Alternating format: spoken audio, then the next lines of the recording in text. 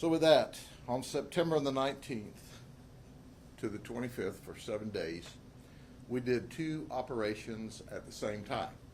One was a human trafficking operation that resulted in 219 arrests, and you covered that in the media. The other that was the sexual predator operation that resulted in 6 arrests. These 6 people here.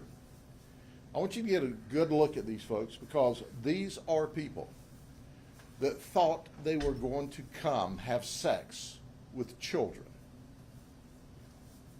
They came to a strange undercover location thinking that they were going to encounter a 13 or a 14 or a 15-year-old child. They're dangerous. If it weren't for the outstanding work of the men and women of law enforcement, they absolutely would have attacked children had it not been an undercover operation. We were joined by our colleagues, because no one agency can do this by themselves as successfully as we can working together. The Orange County Sheriff's Office, the Lakeland Police Department, the Hillsborough Sheriff's Office, the Tampa Police Department, and the Lake County Sheriff's Office joined us in this operation. And as a result, we took some very, very bad people off the street. So I want to introduce you to them. I want you to see what a pedophile looks like. I want you to see what someone looks like in some of the words that they say whenever they're caught thinking they're going to have sex with children. The first one is Douglas Cooley. He's 26. He's from Apopka. He's employed by the Discover Aftercare. You see, this is a program that is on the Orange County School District's property. To be specific, the Clay Springs Elementary School, where aftercare is provided to children. He worked in that program with children. And now he shows up at an undercover operation to have sex with a very young teenage girl. He thought he was going to meet this 15-year-old as a result of a bad stepmom operation. That's right. He was going to pay stepmom to have sex with a 15-year-old. I'd like to underscore that this program that he worked for is a contractor or a vendor, not the school employees, but a contracted service to the Orange County school system.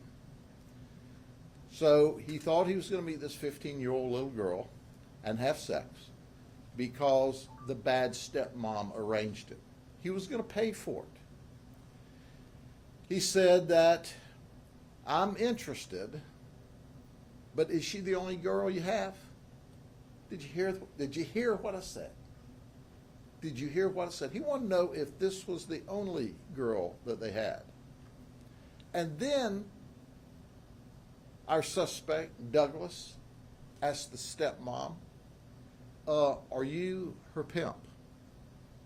The child's 15 years of age.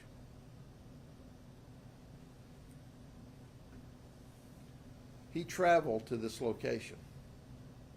He was also charged with human trafficking as well.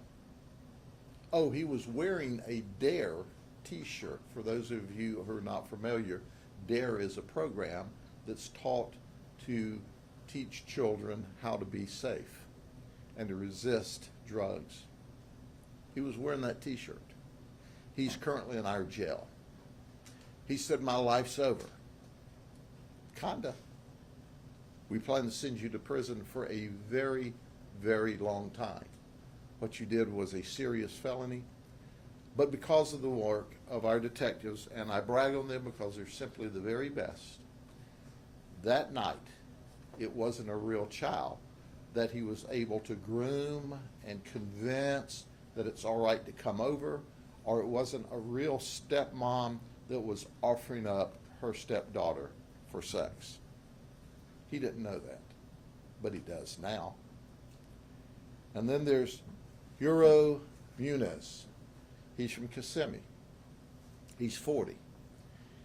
He was a laborer for Brand Safeway Scaffolding. They fired him. They were not amused. He's married. That's right. He thought he was meeting a 13-year-old child, a little girl, for sex. He said he wanted to teach her how to have sex, but he used much more graphic terms than that. Now, if I told you that, you just bleep it out and wouldn't tell everyone. Some of y'all may even cover up some of these faces. But, you know, shame on you if you do.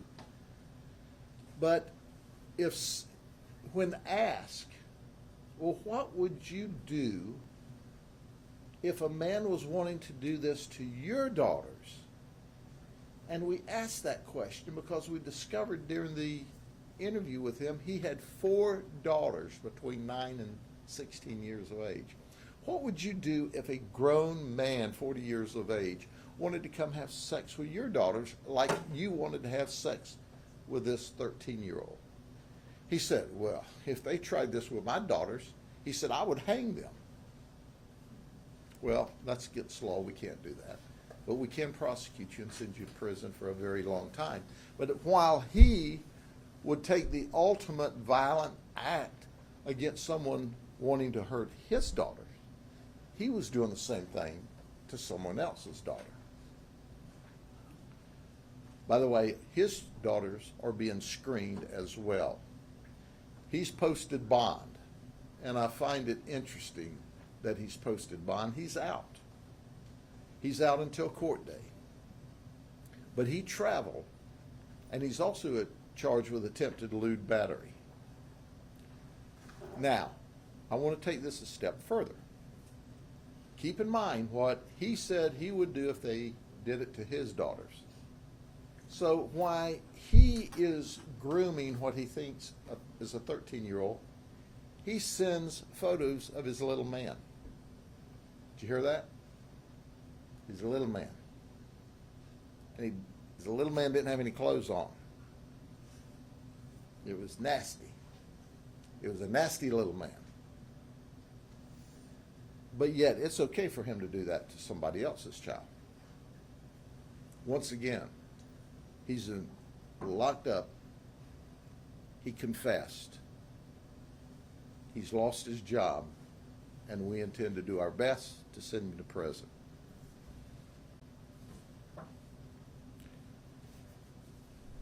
And then there's Trevor Walker.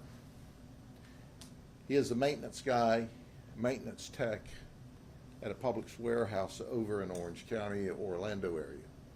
He wanted to have unprotected sex for 3 hours with a 15-year-old girl. He went for this bad stepmom deal. He was going to pay her $400, stepmom, so he could have sex. Now, our undercovers talked to this guy for 3 days before he showed up. And you might ask why. Some have to build their nerve up. Most enjoy the pursuit and the grooming as much as they do the sexual encounter. That's what we find a lot with pedophiles. It's the pursuit of their quest as much as it is the sex. He even went so far as to say, well, what would it cost me if I spent all night with a 15-year-old girl? All right, here's his moment to not travel, okay? He's already in trouble for what he said on the computer, but here's his moment. He said, now listen, I don't want to get caught up in any of this Grady Judd sting business, and I don't want to see Chris Hansen. He got to see both. The Grady Judd sting and Chris Hansen was there. So he's not only on local television, he's going to be on a program about how he's a pedophile and he's dangerous.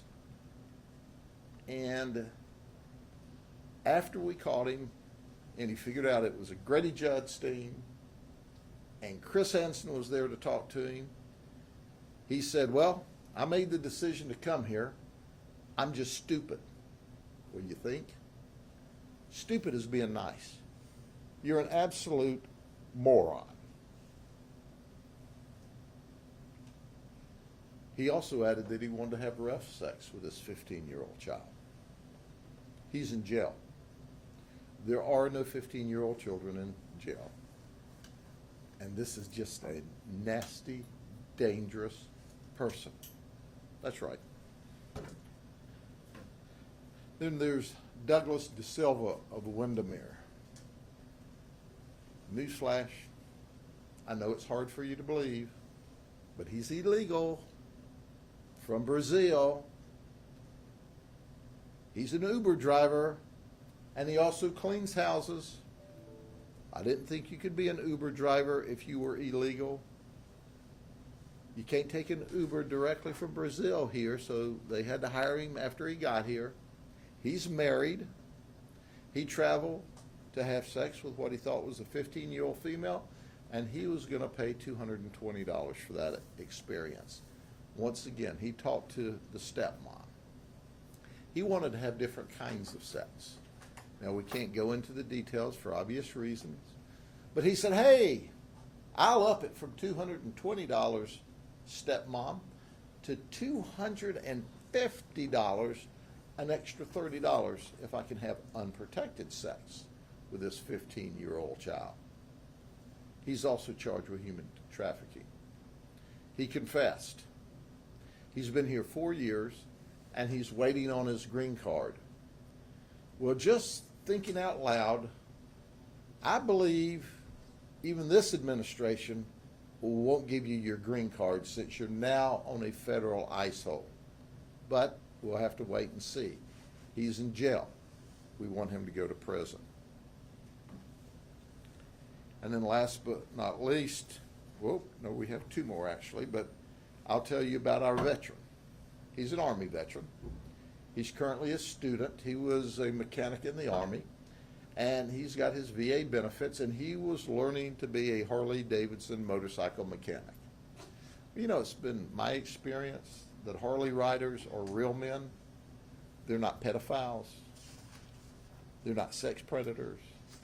And they don't want anybody that's a pedophile or a sex predator working on their Harley.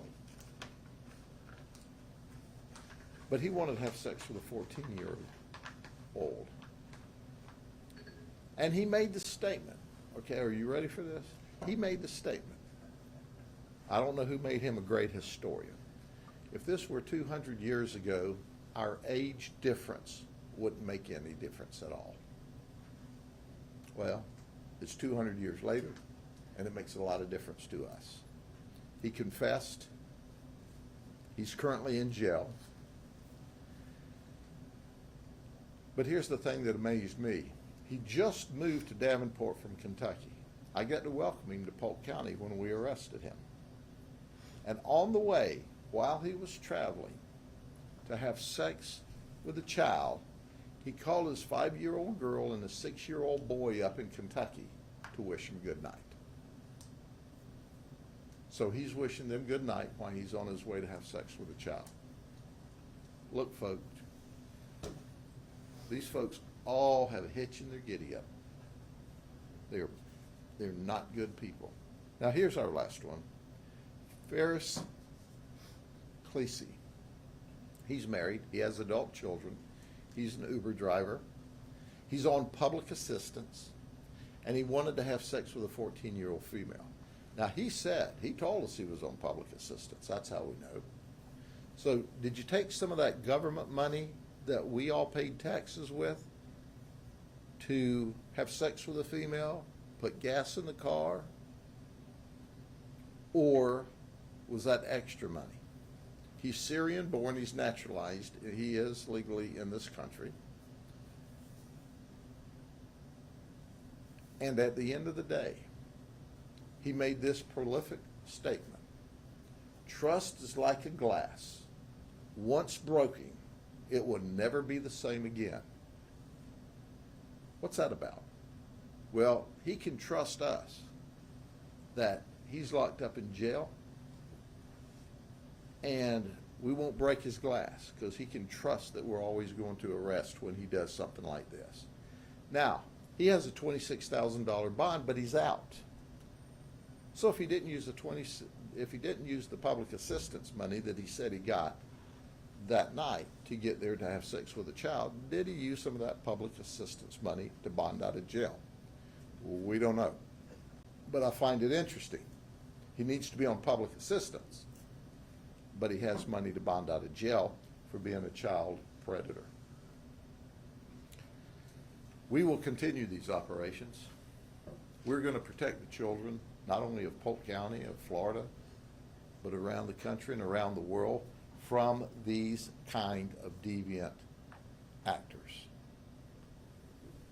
That night, they would have all attacked children had it not been an undercover operation and it had been a real child that they managed to groom online. Are there any questions? I just have a question about the human trafficking charges that half of them are facing. Yes. What did they do that led to the human trafficking charge? The ones that didn't get a human trafficking charge talked directly to the child, groomed the child. The others offered to pay the stepmom to have sex. So that way they were engaged in the human trafficking aspect. Okay? Anything else? I have a question, Sheriff, just about the apps and the social media sites that you used.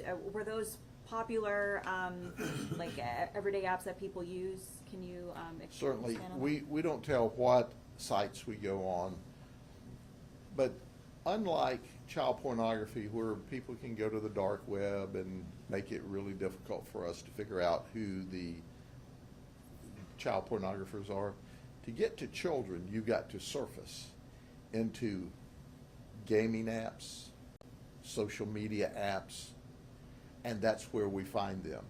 Sometimes it's gaming apps.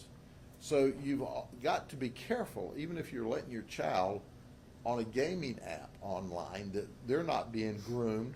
And if someone that you're playing or the child's playing a game with online wants to all of a sudden talk to them offline from the game, that's a clue.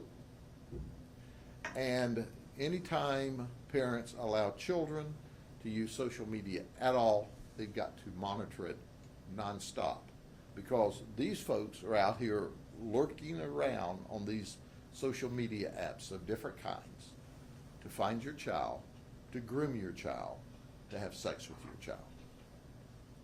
Was the Chris Hansen production crew a part of this whole operation? The Chris Hansen production crew was embedded in this operation.